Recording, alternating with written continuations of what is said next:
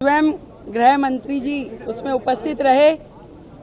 इससे पहले की सरकार का जो रवैया था कि छोटे छोटे विषय जो दिल्ली के लिए बड़ी बड़ी दिक्कत देने वाले थे और जितनी बार भी भारत सरकार के द्वारा डिटेलिंग मांगी गई, कभी भी दिल्ली की तत्कालिक सरकार के द्वारा सहयोग नहीं किया गया।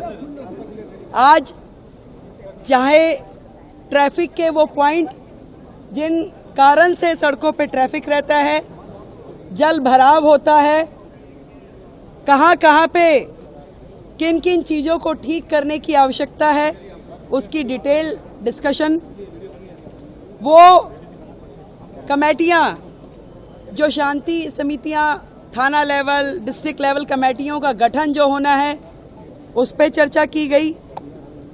जो प्रोसिक्यूशन और कलेक्टर ऑफिस की कानून व्यवस्था में भूमिका होती है, उस पर चर्चाएं हुई। जे क्लस्टर में घोषणा पत्र में जो हमने घोषणा की, उसमें पुलिस आउटफिट बनाने पे चर्चा की गई। महिला सुरक्षा की दृष्टि से दिल्ली में उस पर भी प्राथमिक चर्चा हुई और जल्द ही इस पे डिटेल्ड नीतियां बनाते हुए, काम करते हुए वो सारा विषय भी किया जाएगा। सीसीटीवी कोऑर्डिनेशन, उस विषय पे चर्चा हुई। पीडब्ल्यूडी जो मैंने बताया कि वो सारे विषय जो पीडब्ल्यूडी से संबंधित हैं और कहीं ना कहीं दिल्ली में दिक्कत करते हैं, उन सब के समाधान पे चर्चा हुई।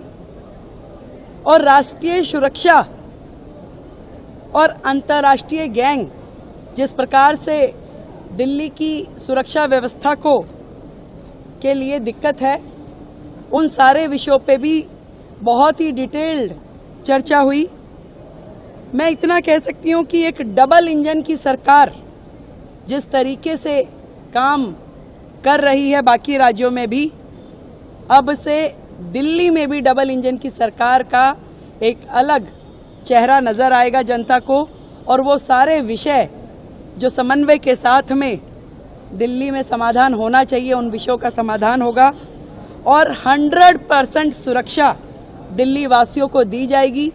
इस तरह की समन्वय बैठक लगभग मासिक बैठक के रूप में, मंथली रिव्यू बैठक ये रहेगी और हर प्रकार से, चाहे वो ट्रैफिक ईज प्रोग्राम हो, चाहे जल भराव के बिंदु हो या प्रोसिक्यूशन इत्यादि के मामले हैं, इन सारे विषयों पे दिल्ली सरकार केंद्र सरकार के साथ में मोदी जी के नेतृत्व में, आदरणीय गृह मंत्री जी के नेतृत्व में काम करेगी और दिल्ली को बेहतर व्यवस्थाएं देंगी।